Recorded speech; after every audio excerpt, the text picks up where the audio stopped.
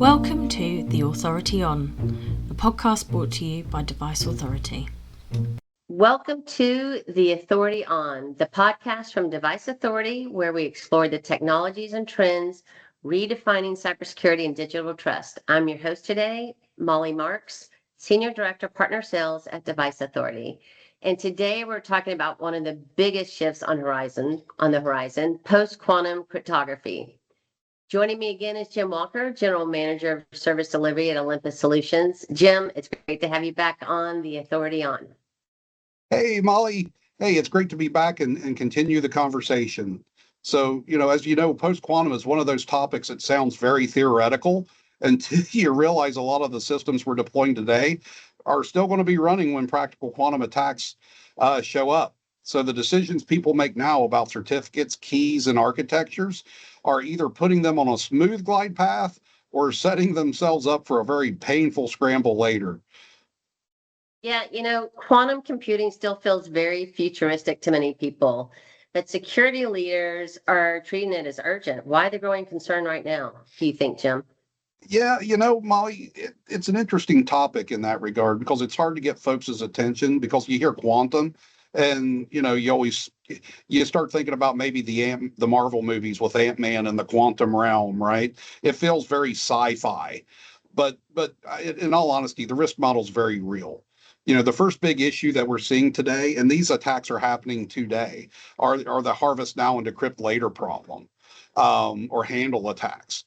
In those particular cases, attackers don't need a working quantum computer today to create this risk. They just need to capture the sensitive encrypted data now.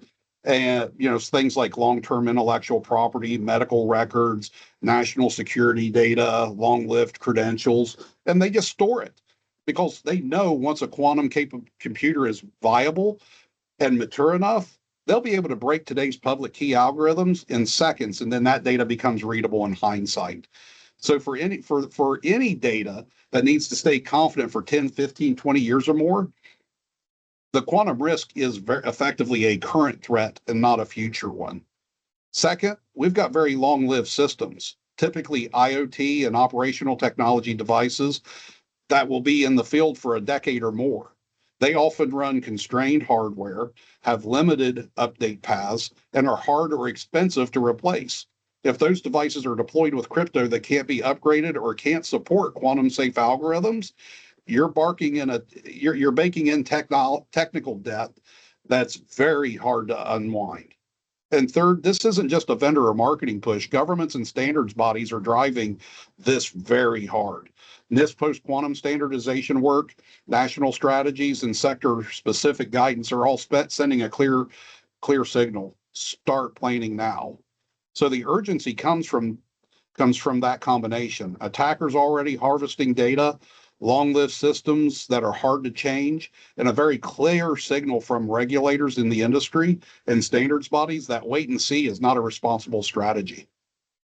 So the risk just isn't about future quantum computers, but about the data being stored today that might be decrypted tomorrow.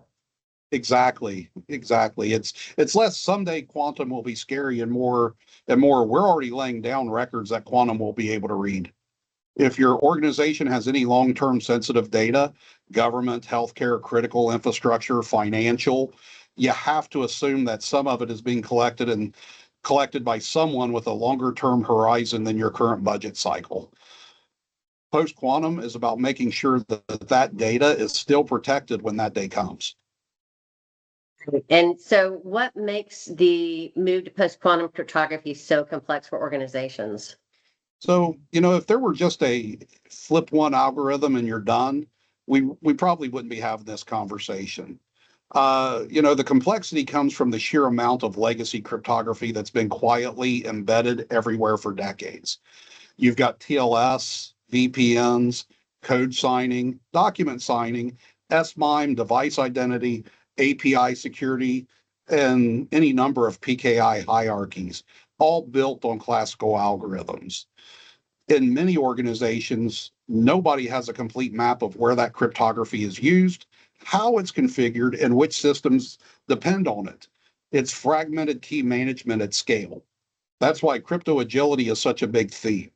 You need the ability to swap out algorithms and key sizes, introduce hybrid or post-quantum algorithms, and roll these changes through your environment without breaking everything.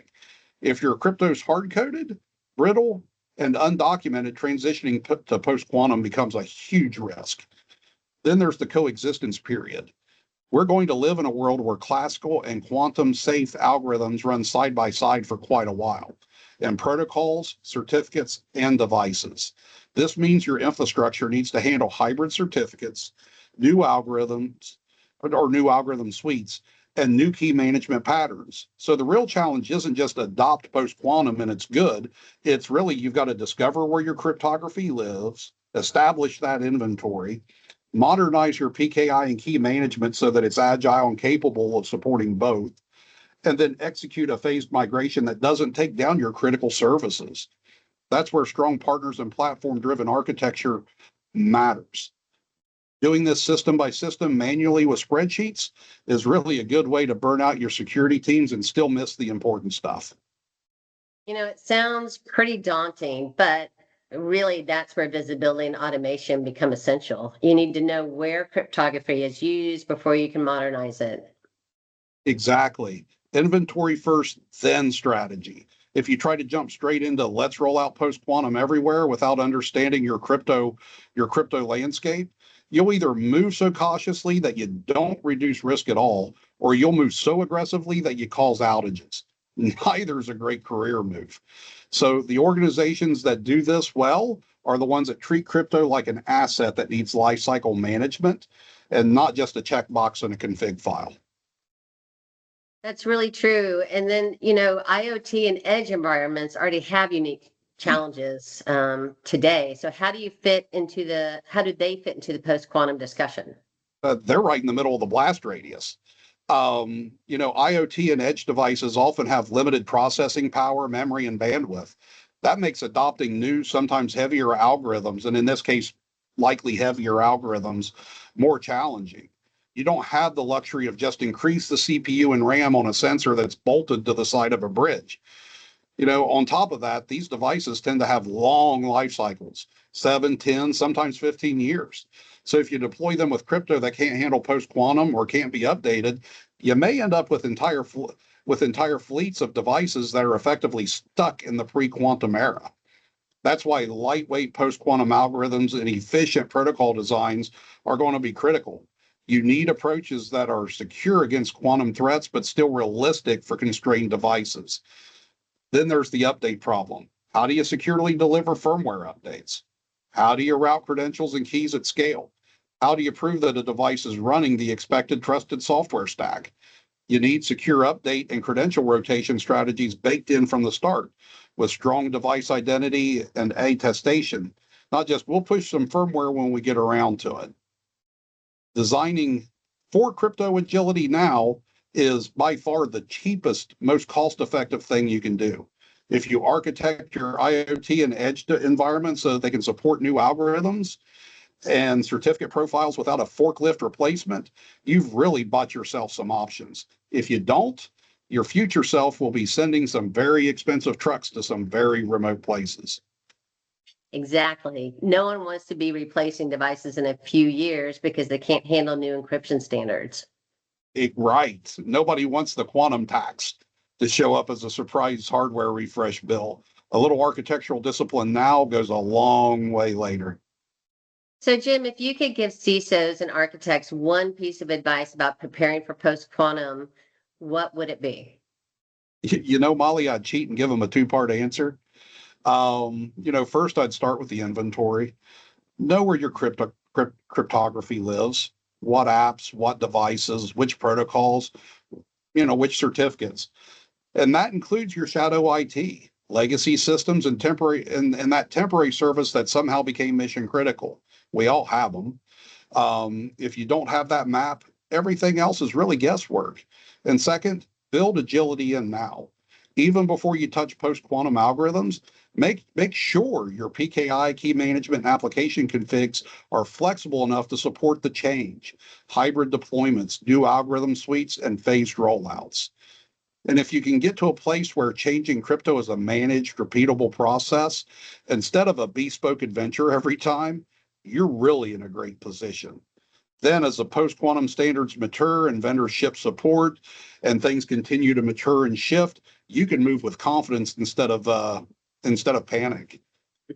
Yeah, that's great advice, Jim. So future-proofing trust really just comes down to understanding your current landscape. 100%. If you know what you have and you're designed for change, post-quantum becomes a roadmap problem and not a crisis. Jim, I want to thank you again for joining us and for such a practical look ahead at what's coming. I don't know why I have to do this again. Outro. Okay. So, Jim, thank you again for joining us and for such a practical look at what's ahead in post-quantum cryptography. And to our listeners, thank you for turning into The Authority On to learn more about how Device Authority and Olympus Solutions are helping organizations prepare for the next era of digital trust. If you'd like to learn more, please visit our notes section and you can find our websites there. I'm Molly Marks, and this has been The Authority On Post-Quantum Cryptography. Stay secure, and we'll see you next time. Thank you for listening to this episode of The Authority On, a podcast brought to you by Device Authority. If you have any questions about the subject matter in this podcast, please head to the Device Authority website, deviceauthority.com. See you next time.